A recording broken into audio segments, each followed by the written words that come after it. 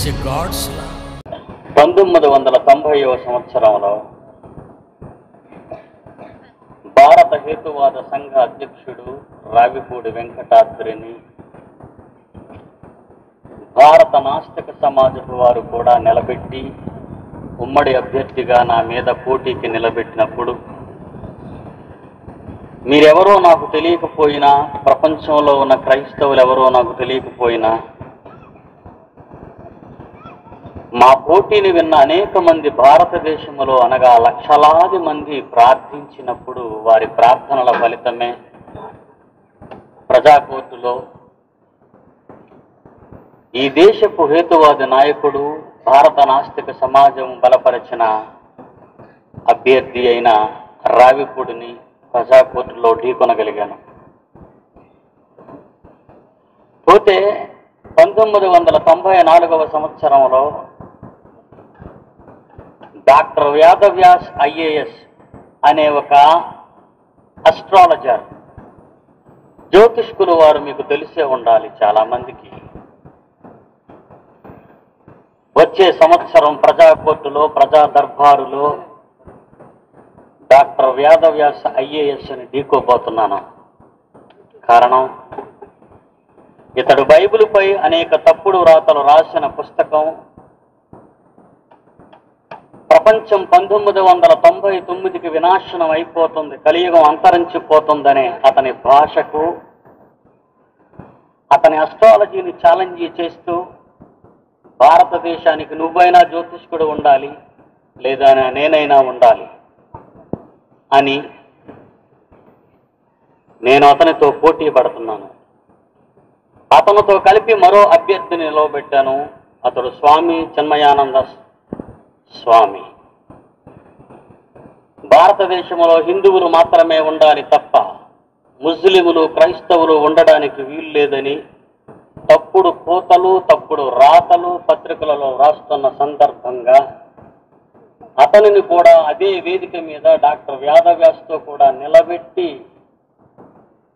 Bible జ్ఞానం లేక Bible సత్తా ఏంటో చూపించాలని సంకల్పించాను. కనుక భద్రాచలంలో ఉన్న మీరు మీ కుటుంబములతోనూ, మీ వ్యక్తిగతమైన ప్రార్థనలలోనూ మీ తరఫున, దేవుని తరఫున నిలబడిన నాకు విజయం వరించినట్లుగా ప్రార్థించగలరని ప్రజా సముఖములో, ఈ మహాసభలో మీ ముందు వెల్లడిపరుస్తున్నాను. నేటి నుంచి నా పోటీ జరిగినంత వరకు మీ ప్రార్థనలో ఈ విషయాన్ని గుర్తుంచుకోండి. ఇక బైబిలుని గూర్చి కానీ, యేసుక్రీస్తుని గూర్చి కానీ మీసాలు మెలివేసిన వారిని ప్రపంచ చరిత్రకారులైన ఫిడా హస్సానియన్, క్యూ కస్టన్, నోత్విచ్ లాంటి ప్రముఖ చరిత్రకారులను ఛాలెంజ్ చేసి రమ్మన్నప్పుడు చేతగాని వారుగా ఉండిపోయారు. ఈ విషయాన్ని వేమూరి బలరాం స్వాతి పత్రికలో ప్రకటించాడు నా కోసం. ఫలానా పీడి సుందర్రావు ఛాలెంజ్కి రమ్మంటున్నాడు, దమ్మున్న వాళ్ళు ఎవరైనా ఉంటే రమ్మని ఛాలెంజ్ రాశాడు.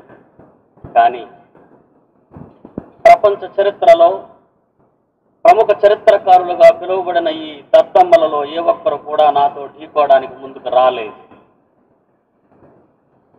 మీసం మెలేసిన అనేక మందిని, ఈ భారతదేశ చరిత్రలో బైబిల్ని కించపరిచిన వారిని ప్రజల ముందుకు రమ్మని సవాలు చేసినప్పుడు బెంగ పెట్టుకుని భయపడి పారిపోయిన వారు చాలా మంది ఉన్నారు. సభలో వారి పేర్లు మీకు చెప్పనవసరం లేదు. ఇక నా తరువాత పోటీలో 94లో ఇద్దరిని ఎన్నుకున్నాను. వాళ్ళు కూడా వస్తారో రారో మీరు చూడాలి. కానీ మీరు ప్రార్థించండి. నా మీద అనేకులు కక్ష కట్టి ఈరోజు ఉన్నారు. అయినప్పటికీ నేను ప్రాణత్యాగం చేయడానికైనా సిద్ధపడి ఈ మహాయజ్ఞంలో, యాగంలో తపస్సుగా అవసరమైతే నా ప్రాణాన్ని నా తండ్రికి అర్పణ చేయాలనే ఆశతో ఊరూరా విజయోత్సవముతో ఊరేగింపబడుచున్నాను. అలాగ ఊరేగించుచున్న తండ్రికి స్తోత్రాలు. మీ ప్రార్థనలలో నా విషయమై ఎన్నడూ మరువక మీరు ప్రార్థించిన ప్రతిసారి ఈ చిన్నవారిని జ్ఞాపకం చేసుకోవాలి అని సభాముఖంగా మనవి చేస్తూ ఉన్నాను. ఇక మన పాఠంలోనికి వెళదాం. నేను విస్తరించి మాట్లాడాలి అనుకున్నా నేను మాట్లాడలేని పరిస్థితి నా శరీరంలో ఉన్నది. అందువలన నాలో ఉన్న బలాన్నంతటి నీకు ఒక దగ్గరకు తెచ్చుకొని 1 గంట కంటే ఎక్కువ మాట్లాడలేని పరిస్థితి నాకు ఏర్పడుతుంది. అందువలన సోదర సోదరీమణులారా, నేను ఎక్కువగా మాటలాడలేదనే ఆరోపణ కానీ, లేక ఎక్కువగా మాట్లాడి విసిగించాననే ఆవేదన కానీ మీలో లేకుండా చేయండి. ఇక అనేక మంది అనేక ప్రశ్నలు రాశారు. ఈ మహాసభలో ఈ వందలాది ప్రజల ముందు వాటికి సమాధానాలు చెబితే మీ అందరికీ, కానీ నన్ను ఆహ్వానించిన పెద్దలు ప్రసంగం చేయటానికి మాత్రమే నాకు అనుమతి ఇచ్చారు. అందువలన మీ సమస్యలు ఏవైనా ఉంటే మీకు తెలుసు, నా అడ్రస్సు ఆఖరిగా ఆ ట్యూబ్లైట్ దగ్గర ఉన్న అబ్బాయిలను అడిగితే చెప్తారు. ఒక పోస్ట్ కార్డు మీద మీ అనుమానాలు రాసి నాకు పంపినట్లయితే నా అడ్రస్కు మీకు సరైన సమాధానాలు తప్పనిసరిగా వ్రాసి పంపగలను.